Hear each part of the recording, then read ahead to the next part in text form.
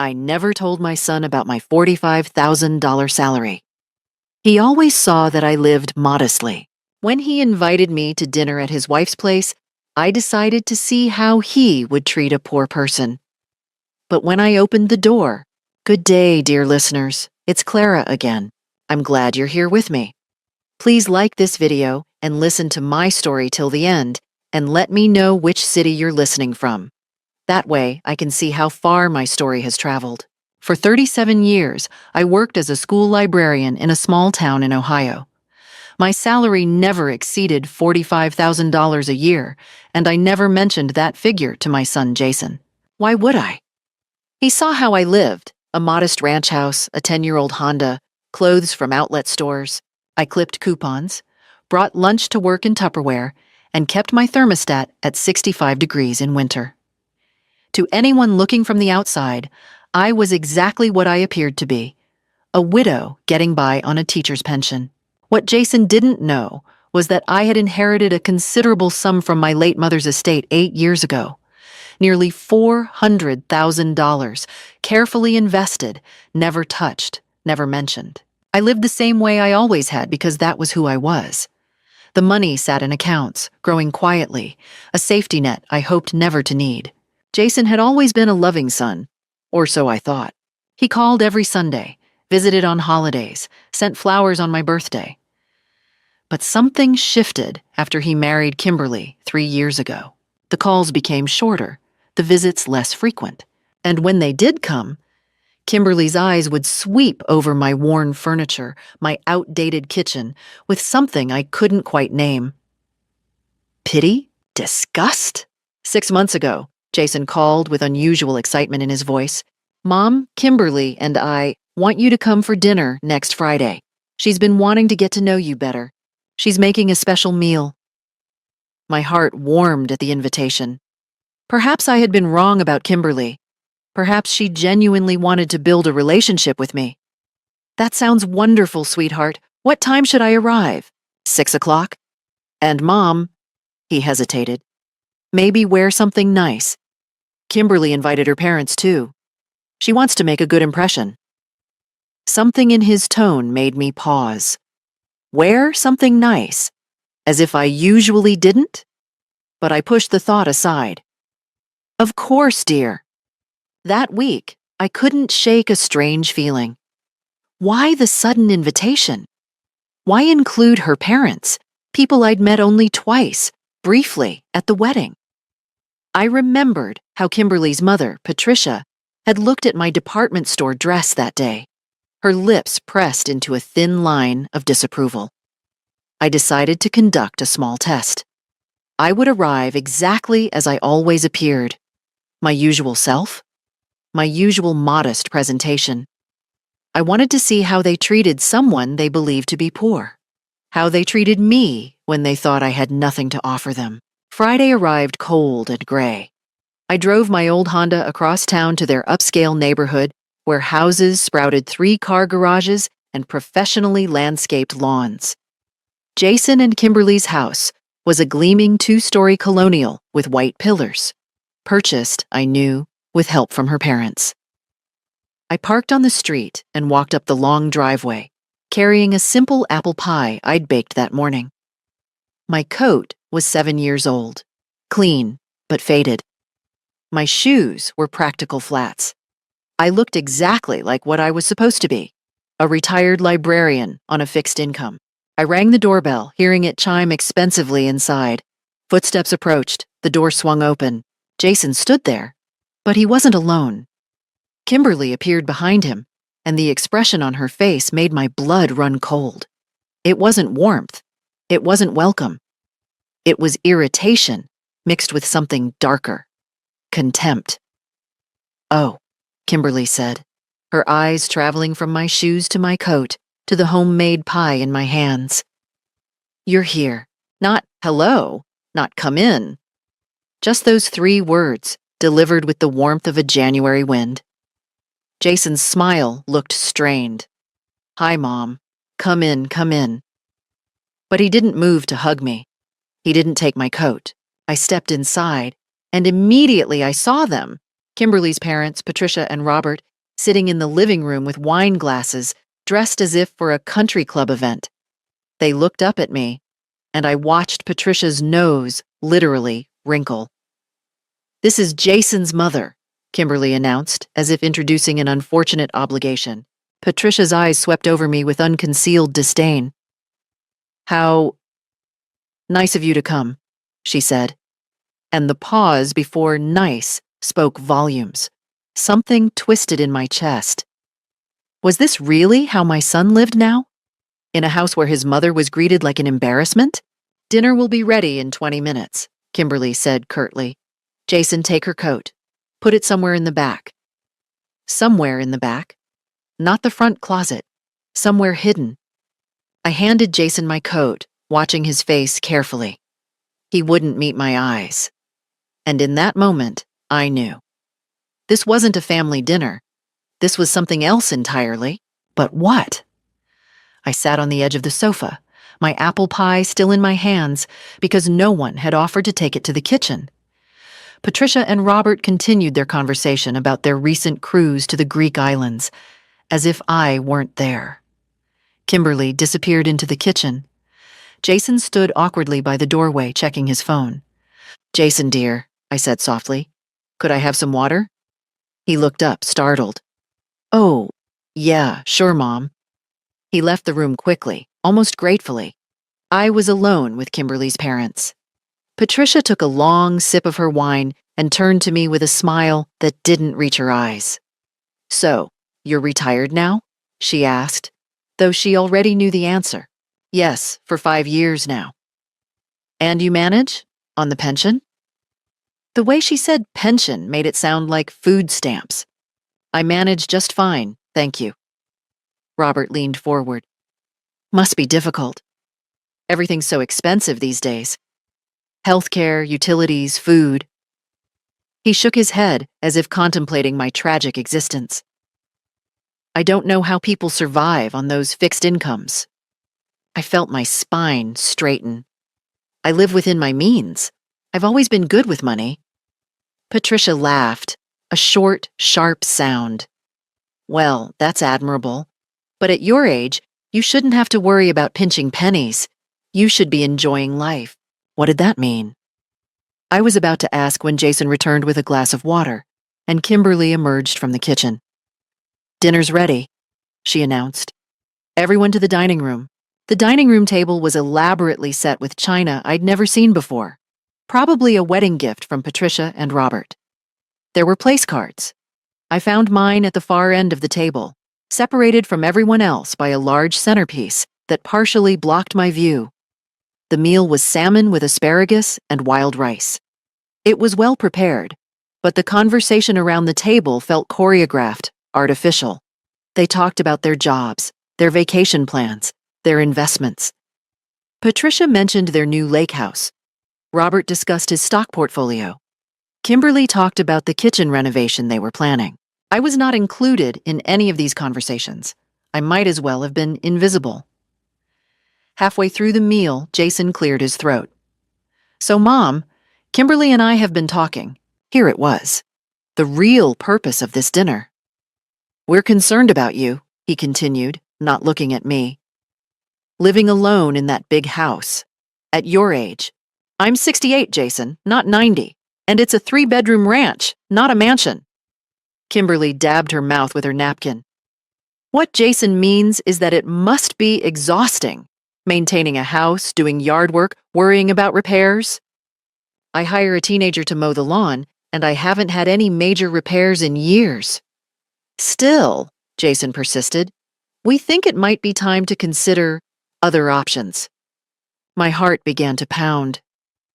"What kind of options?" Patricia set down her fork. "There's a wonderful facility not far from here. Sunset Meadows. Very well maintained. They have activities, healthcare on site, meals prepared. You wouldn't have to worry about anything. A nursing home." They were suggesting I move into a nursing home. I set down my own fork carefully, keeping my voice steady. "I don't need a nursing home. I'm perfectly healthy and capable. It's not a nursing home, it's assisted living, Kimberly corrected, as if that made it better. And it would free you from all the burdens of home ownership. Think of how much easier your life would be. My life is already easy enough, thank you. Jason reached across the table as if to take my hand, but the centerpiece was in the way. Mom, we're just thinking of your future. What if something happens? What if you fall and no one's there? I have a medical alert button. I have neighbors. I have friends. And what about the expenses? Robert interjected. Property taxes, insurance, utilities. On a fixed income, those things add up. If you sold the house, you could use that money for your care. There it was. The real concern. My house. My modest, paid-off house that they thought I couldn't afford to keep. I looked at my son. Really looked at him. When had he become this person? Or had he always been this way, and I'd simply refused to see it?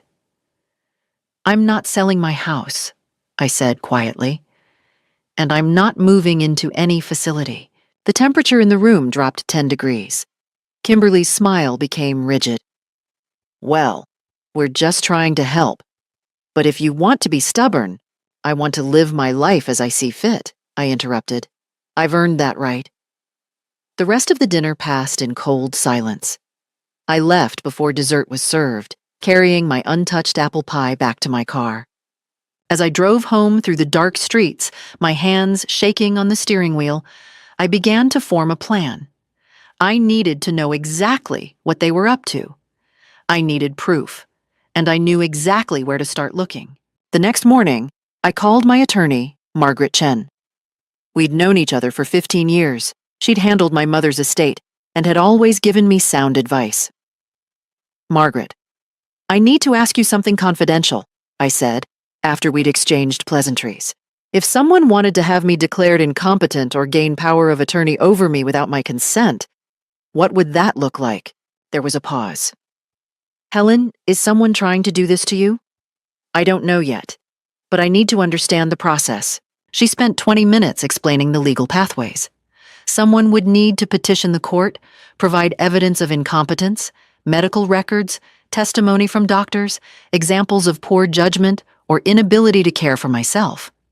They could also try to convince me to sign documents voluntarily, claiming it was just in case or for my protection. The most common scenario I see, Margaret added, is adult children who convince elderly parents to sign power of attorney, then use it to access bank accounts or sell property. Often the parent doesn't realize what they've signed until it's too late. Could you do me a favor? I asked. Could you draft a letter affirming my mental competence, something I could keep on file? I can do better than that. Come to my office Monday morning. We'll prepare a complete protective document package, updated will, healthcare directives, durable power of attorney to someone you trust who isn't Jason. Just as a safeguard. I thanked her and hung up, feeling slightly better. But I still didn't have proof of what Jason and Kimberly were planning. That afternoon, I did something I'd never done before. I drove to Sunset Meadows, the assisted living facility Patricia had mentioned. The director, a cheerful woman named Susan, gave me a tour. It was clean, well-maintained, perfectly acceptable for someone who actually needed it. But it was institutional. Scheduled meal times, shared activities, small apartments with thin walls. Do you get many inquiries from family members? I asked casually. People looking for places for their parents? Oh yes, all the time. Sometimes the seniors themselves come to look. Sometimes it's their children. She smiled warmly. We always encourage the whole family to visit together so everyone's comfortable with the decision. What if the senior doesn't want to move in? Her smile faltered slightly. Well, ideally, it's a mutual decision, but I'll be honest. Sometimes family members tour the facility without the senior's knowledge, just to have options ready. They mean well, but I always advise including the person in the conversation. Has anyone inquired about me recently? Helen Morrison? She blinked, surprised. I'm not supposed to share that information. Please, it's my own life we're talking about. She hesitated. then glanced at her computer. Let me just say that if someone had made an inquiry about availability and pricing for a Helen Morrison about 3 weeks ago, I couldn't confirm or deny it. But hypothetically, I would tell you to have an honest conversation with your family. My stomach dropped. 3 weeks ago, before the dinner invitation. This had been planned. Thank you, I managed. You've been very helpful. I sat in my car in the parking lot for 10 minutes, hands gripping the steering wheel. They had already started. They were already making plans to warehouse me like unwanted furniture. My phone buzzed, a text from Jason. Mom, I'm sorry about last night. Can we talk? Maybe coffee tomorrow? I stared at the message. The old Helen would have rushed to accept, eager to smooth things over, desperate to believe her son had good intentions. But the new Helen, the one who'd seen the contempt in Kimberly's eyes and discovered the secret inquiry at Sunset Meadows, knew better. I needed more information before confronting him. I texted back, I'm not feeling well, maybe next week. Then I called my neighbor, Dorothy, who'd been my friend for 20 years. Dorothy, I need a favor, a strange one. Anything, dear. If Jason or Kimberly come to my house when I'm not home, or if they ask you questions about me, would you let me know? Of course. Helen, is everything all right? I'm not sure yet, but I'm going to find out. That evening, I sat at my kitchen table with a notebook and wrote down everything I knew. Dinner invitation with Kimberly's parents present, witnesses. Pressure to sell house and move to assisted living, secret inquiry at Sunset Meadows. 3 weeks before the dinner, emphasis on my fixed income and inability to afford my home. Complete disregard for my stated wishes. They were building a narrative, a story of a struggling elderly woman who couldn't care for herself. A woman who needed to be saved from her own poor judgment. But why? What did they gain from putting me in a facility? And then it hit me, my house. Even in this modest neighborhood, it was worth at least $250,000. Paid off, no mortgage. If I went into assisted living, they could sell it. Keep the money for my care. And I would never see a cent of it. I had walked into that dinner thinking I was testing them. I had no idea they'd been testing me first. The game had already begun, and I was several moves behind, but not anymore. Monday morning, I sat in Margaret Chen's office as she laid out documents across her polished desk. This is a durable power of attorney designating your friend Dorothy as your agent, she explained. This healthcare directive specifies your wishes regarding medical treatment. And this is an updated will that's crystal clear about your intentions. I signed each document carefully, witnessed by Margaret's paralegal. The will was simple. Upon my death, my assets would be split between 3 charities I'd supported for years and a scholarship fund in my late husband's name. Jason would receive my mother's silver tea service and my father's watch, sentimental items, nothing more. Margaret, I need to ask something else. Can you send a letter to Jason? A formal letter on your letterhead stating that I've updated my estate documents and that you're my attorney of record.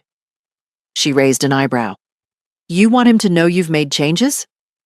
I want him to know I'm not as helpless as he thinks. Consider it done.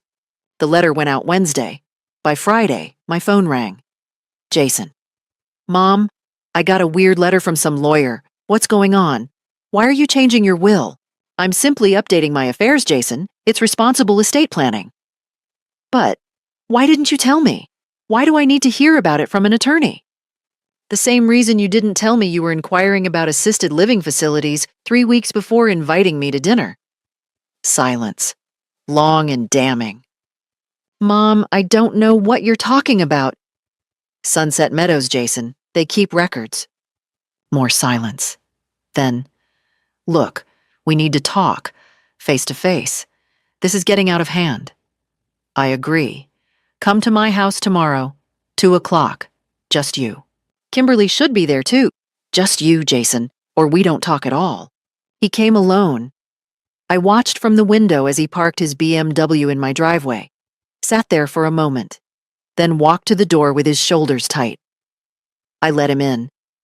We sat in my living room, The same room where he'd played with trucks as a child, where we'd watched movies together, where I'd helped him with homework. Mom, you have to understand. We're worried about you. Stop lying to me. My voice was steady, cold. I know what you're doing. The question is why? His face flushed. We're not doing anything. We just think, you think I can't afford my house. You think I'm a burden. You want me in a facility so you can sell this place and pocket the money. That's not. He ran his hand through his hair. Okay, fine. Yes. Kimberly and I have been discussing it, but not for the reasons you think. Enlighten me. We're drowning, Mom.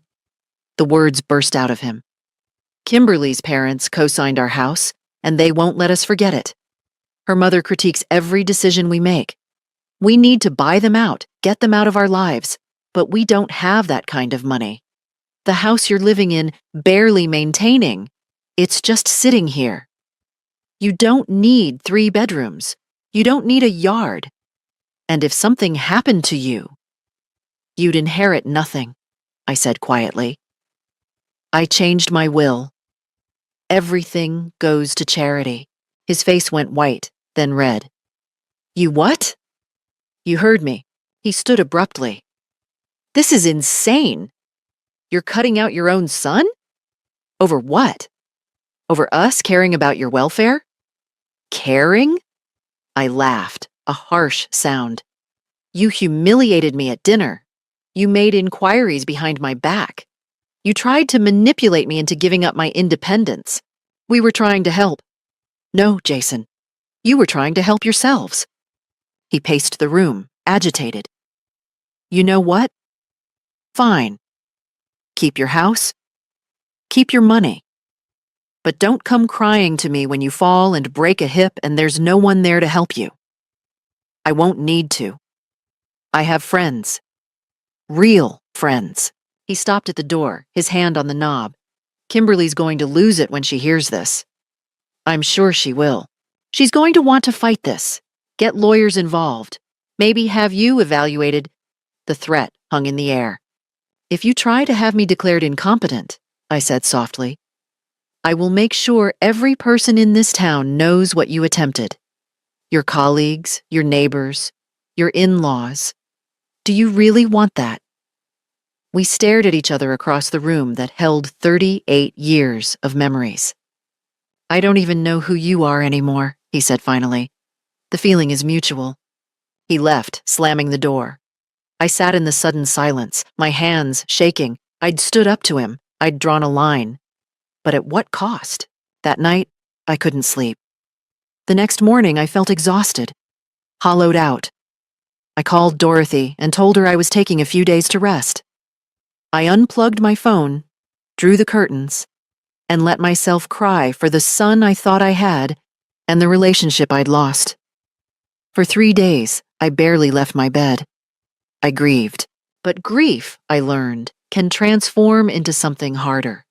Something like resolve. On the 4th day, I woke up feeling different. Clearer. The grief was still there, but beneath it was something steely and unbreakable. I plugged my phone back in. 17 missed calls. 12 from Jason. 5 from an unknown number. 3 voicemails. I listened to the first voicemail. Kimberly's voice, syrupy sweet. Helen, it's Kimberly. Jason told me about your conversation, and I think there's been a terrible misunderstanding. We never meant to upset you. Please call me back. We need to work this out as a family. The second was Jason, his voice strained. Mom, Kimberly wants to apologize. Can we come over? Can we talk this through? The third was from the unknown number. A man's voice. Mrs. Morrison, this is Dr. Richard Blackwell from Comprehensive Senior Care Services. Your son Jason has contacted us about scheduling a cognitive assessment for you. Please call our office at your earliest convenience to arrange an appointment. My blood ran cold. A cognitive assessment. They weren't backing down, they were escalating. I called Margaret immediately. They can't force you to take any assessment, she assured me. Ignore it completely. Don't engage. If they try to petition the court, we'll fight it, and we'll win. You're clearly competent. Should I be worried? Only if you start doubting yourself. Don't let them shake you, Helen. I spent that morning in my garden, pulling weeds, thinking. The November air was crisp and clean. Mrs. Patterson from next door waved as she walked her terrier. Helen, haven't seen you in a few days. Everything all right? Just needed some rest. She came closer, lowering her voice. That son of yours came by twice, knocked on your door, looked in your windows. I almost called the police. He what? Tuesday and Wednesday. Just stood there, trying to peek inside. I asked if he needed something, and he said he was worried about you. But something felt off about it. I thanked her, disturbed. They were watching, waiting for me to crack. That afternoon, I did something I should have done weeks ago. I called my friend Paula, another retired teacher who'd gone through a similar situation with her own daughter. Paula, can we meet for coffee? I need advice. We met at the little cafe downtown. Over lattes, I told her everything. She listened without interrupting, her expression growing darker. Helen, they're following a playbook, she said, when I finished. It's exactly what my daughter tried. First, they make you doubt yourself. Then they isolate you. Then they create a paper trail of concern. The cognitive assessment, the doctor's calls, it's all evidence they're trying to build. What did you do? I built my own evidence. I volunteered at the library. I took a community college course. I joined a book club. I made sure I had witnesses to my competence. People who could testify I was sharp, active, engaged. She reached across the table. You need to be visible, Helen. You need to live your life loudly. She was right. The next day, I signed up to volunteer at the local animal shelter. I joined the community theater group as a costume assistant. I enrolled in a watercolor painting class at the senior center. I made sure to chat with people, to be seen, to be remembered as capable and vibrant. And it felt good. Liberating. I'd been living quietly for so long, I'd forgotten the pleasure of being part of a community. A week later, a large envelope arrived via courier. Inside was a letter from Kimberly's father, Robert, on his law firm's letterhead. My hands shook as I opened it. The letter was chillingly professional. It expressed deep concern about my recent erratic behavior and poor judgment in financial matters. It suggested that, for my own protection, I should consider appointing Jason as my power of attorney. It mentioned that they had consulted with medical professionals who recommended a comprehensive geriatric evaluation. The letter ended with a thinly veiled threat. We would hate to see this matter require court intervention, which could be costly and stressful for everyone involved. I read it 3 times, then calmly placed it in a folder labeled Evidence. They thought I would be intimidated. They thought a letter on expensive letterhead from a lawyer would make me fold. They didn't know who they were dealing with. I called Margaret and read her the letter over the phone. This is actually good for us, she said. It shows their intent. Keep it. Keep everything they send you. That evening, Jason called. I let it go to voicemail. Mom, we received your lawyer's response to Robert's letter. You're making this so much harder than it needs to be. We're your family. We love you. Why are you shutting us out? I deleted the message. They could send letters. They could make calls. They could watch my house. But they couldn't touch me. I was done being afraid. 2 weeks passed in relative quiet. I threw myself into my new activities. At the animal shelter, I worked with the cats, socializing the shy ones. At the theater, I helped with costumes for their winter production of A Christmas Carol. My painting instructor praised my watercolor of autumn leaves. I was documenting everything, taking photos, keeping a journal of my activities, collecting testimonials from the people I worked with, building my armor. Then, on a Tuesday evening in late November, my doorbell rang.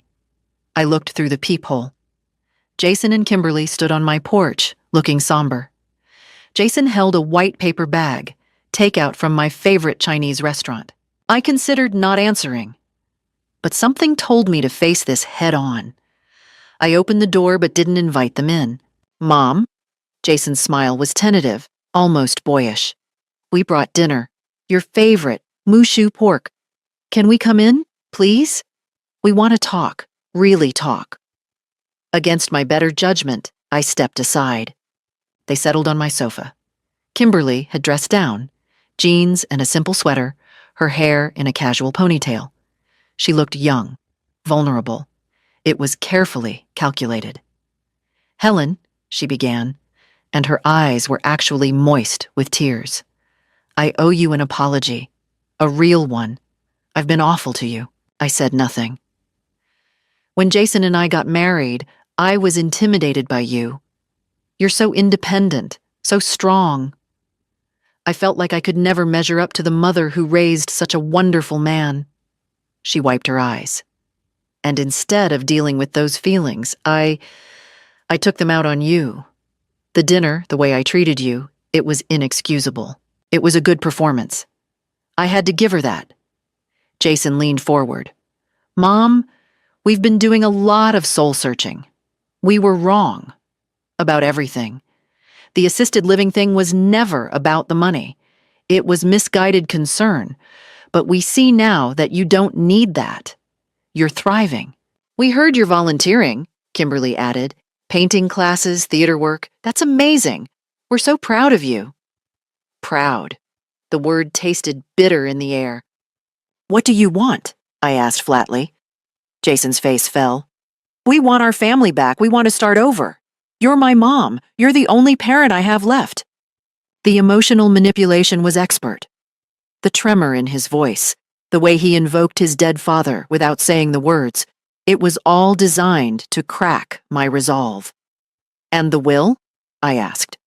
"The letter from Robert's law firm? The attempts to have me evaluated?" Kimberly reached out as if to touch my hand. "That was all my parents. They were trying to help, but they overstepped. We've told them to back off completely. This is between us.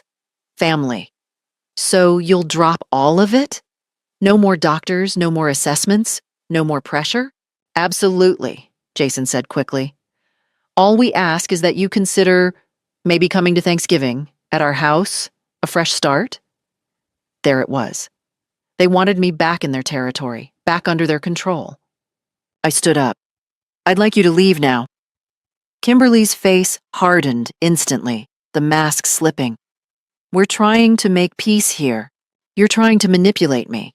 Again." I walked to the door and opened it.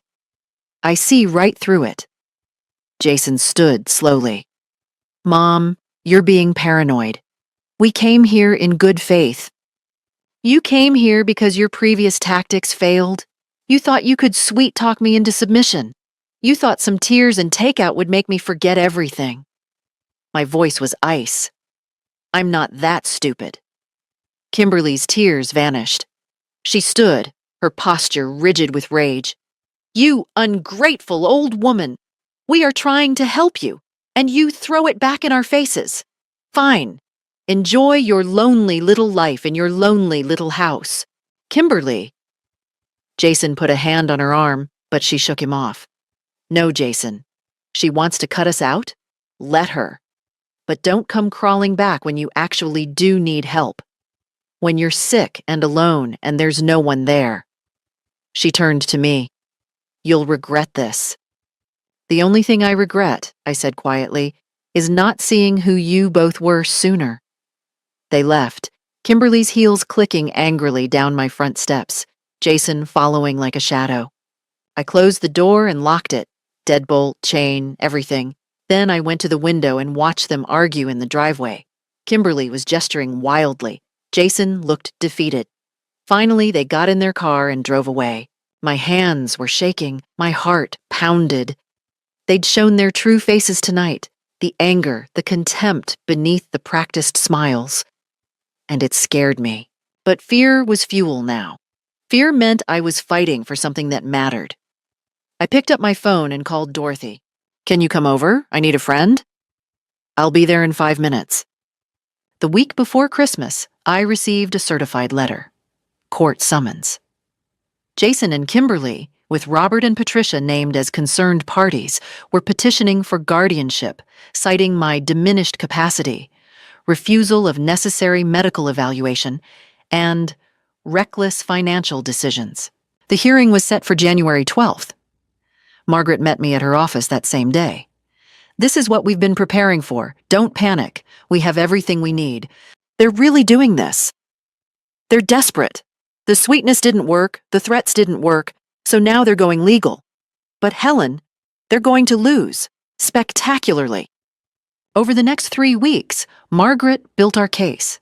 She gathered affidavits from my doctor confirming my excellent health and mental acuity, testimonials from the animal shelter director, my painting instructor, the theater group leader, all describing me as engaged, responsible, and sharp. Bank records showing prudent financial management, the documentation of my volunteer work, my active social calendar, and we had their communications, the threatening letters, the evidence of their secret inquiries to Sunset Meadows, the record of the unsolicited cognitive assessment request. Margaret smiled grimly. "They're going to walk into that courtroom thinking they're rescuing a confused old woman. They're going to walk out humiliated."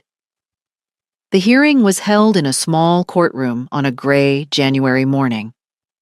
I dressed carefully. Professional, but not flashy.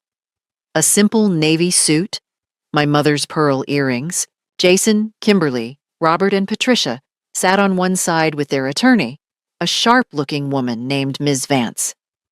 I sat with Margaret on the other. Judge William Hartley presided, a man in his 60s with skeptical eyes. Ms. Vance presented their case first. She painted a picture of an isolated widow living beyond her means, refusing medical care, alienating her loving family, making irrational decisions like disinheriting her only child. "Your Honor, the petitioners are here out of love and genuine concern. Mrs. Morrison refuses to acknowledge that she needs help. She's become hostile, paranoid, and resistant to any intervention." Kimberly took the stand, dabbing her eyes. "I just want her to be safe. She's all alone in that house. What if something happens? She won't even talk to us anymore." Jason testified next. "My mother used to be warm and trusting. Now she's suspicious of everyone, especially her own family. She's changed, Your Honor. Something's wrong." Robert added professional weight. "As an attorney, I've seen this pattern before. Elder isolation, paranoia, poor judgment. Early dementia often presents this way." It was convincing. If I didn't know the truth, I might have believed them myself. Then Margaret stood. "Your Honor, I'd like to call Helen Morrison to the stand." I walked to the witness box, placed my hand on the Bible, and swore to tell the truth. Margaret smiled at me. "Mrs. Morrison, how old are you?" 68. "And what is today's date?" January 12th, 2026.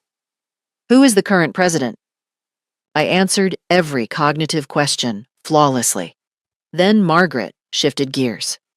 "Mrs. Morrison, can you tell the court about your current activities?" I described my volunteer work, my classes, my social engagements. I was calm, articulate, detailed. "And your finances? Are they in order?" "Completely. I live on my pension comfortably. I have no debt. My house is paid off." Margaret nodded. "The petitioners claim you made reckless financial decisions. Can you explain what they're referring to?" I updated my will to leave my estate to charity rather than to my son. "Is that reckless?" "No. It's my legal right and my considered choice." Margaret entered our evidence, the documents, the affidavits, the testimonials. Then she pulled out the letter from Robert's law firm. "Your Honor, I'd like to submit this threatening communication from Mr. Harrison, attempting to coerce Mrs. Morrison into signing over power of attorney." Mrs. Vance objected. "That letter expressed concern." "It threatened court intervention if she didn't comply," Margaret interrupted. "It's coercion, not concern." Then came the evidence from Sunset Meadows. The inquiry made weeks before they'd even spoken to me about assisted living. Judge Hartley's expression darkened. Margaret called the director of the animal shelter, who testified I was one of their most reliable volunteers, the painting instructor, who said I was sharp and creative. My doctor, who confirmed I was in excellent health with no signs of cognitive decline. Finally, Margaret turned to the petitioners. Your Honor, this isn't about Mrs. Morrison's well-being. This is about control. When she refused to sign over her power of attorney, when she changed her will, they retaliated. This petition is punishment, not protection. The courtroom was silent. Judge Hartley looked at Jason. Mr. Morrison, when did you last have a meaningful conversation with your mother? Jason stammered. We've tried, but she won't answer the question. Several months? And yet you claim to be concerned about her daily welfare? The judge's voice was sharp. He turned to me. Mrs. Morrison, do you wish to have any contact with these petitioners? I looked at my son. Really looked at him. No, Your Honor, I do not. Petition denied. Judge Hartley's gavel fell like thunder. This case is dismissed. Mrs. Morrison is clearly competent, and her autonomy will be respected. Court is adjourned. In the courthouse hallway, Jason tried to approach me. Mom, please. Margaret stepped between us. My client has requested no contact. Respect that, or I'll file for a restraining order. His face crumpled. She's my mother. Then you should have treated her like one. I walked past him without a word, my head high. Behind me, I heard Kimberly's voice, sharp and accusatory. This is your fault, Jason. You said she'd never fight back. You said she'd be easy. Their argument echoed down the marble corridor, but I didn't turn around. I had nothing left to say to them. Outside, Dorothy was waiting by her car. She'd come for moral support and had sat through the entire hearing. She hugged me tight. You did it, she whispered. You won. But it wasn't over yet. 2 days later, I received a call from an investigator with the State Attorney General's office. Mrs. Morrison? This is Detective Sarah Chen. We received an interesting packet of documents forwarded by Judge Hartley. Documents related to your recent guardianship hearing. Do you have time to talk? I met her at a coffee shop. She was a woman in her 40s with sharp eyes and a no-nonsense demeanor. The judge flagged several concerning elements in your case, she explained. The coercive letters, the attempted financial manipulation, the false medical referrals. We've been investigating your son-in-law, Robert Harrison, for other matters. Your case fits a pattern. What kind of pattern? Elder financial abuse. He's done this before, helped clients gain control of elderly relatives' assets under the guise of protection. Usually the families settle quietly, but you fought back, and now we have documentation. She pulled out a folder. We've subpoenaed his records. 3 other cases in the past 5 years with similar fact patterns. Elderly parents or relatives suddenly deemed incompetent. Assets transferred to adult children he represented. Properties sold. We estimate he's facilitated the misappropriation of over $2 million. My hands went cold. And Jason? Kimberly? We're investigating their involvement. At minimum, they attempted to defraud you. At maximum, they're part of a conspiracy. I felt a strange mixture of vindication and sorrow. My case wasn't unique. I was simply the one who'd refused to be a victim. There are other families? I asked quietly. Yes. And because you fought back, we can now help them too. Some of them didn't even realize they'd been manipulated. Your courage gave us the evidence we needed to crack this open. The weight of that settled over me. This was bigger than my personal betrayal. This was about protecting vulnerable people from predators who wore the masks of loving family members. The investigation took 6 months. During that time, I lived my life freely. I traveled to Boston to visit an old college friend. I took a watercolor workshop in Vermont. I dated a retired history professor I'd met at the theater group. Nothing serious, but pleasant. I was reminded that life could be joyful. In June, Detective Chen called. We're filing charges. Robert Harrison, Jason Morrison, and Kimberly Morrison. Multiple counts including attempted fraud, elder abuse, and conspiracy. Will there be a trial? Unlikely. Robert's already negotiating a plea deal. His law license is gone either way. Jason and Kimberly are trying to claim they were manipulated by Robert. But we have their communications. They knew exactly what they were doing. The plea deals came through in August. Robert Harrison, disbarred, 18 months in prison, restitution to his victims. Jason and Kimberly, guilty pleas to attempted fraud and elder abuse, suspended sentences with 5 years probation, community service, and mandatory ethics counseling. The conditions of their probation were specific and humiliating. 200 hours of community service at elder care facilities, monthly check-ins with a probation officer, mandatory financial counseling, and a prohibition on serving as power of attorney for anyone for 10 years. Patricia Harrison filed for divorce within a week of Robert's sentencing. The public filing cited irreconcilable differences and moral bankruptcy.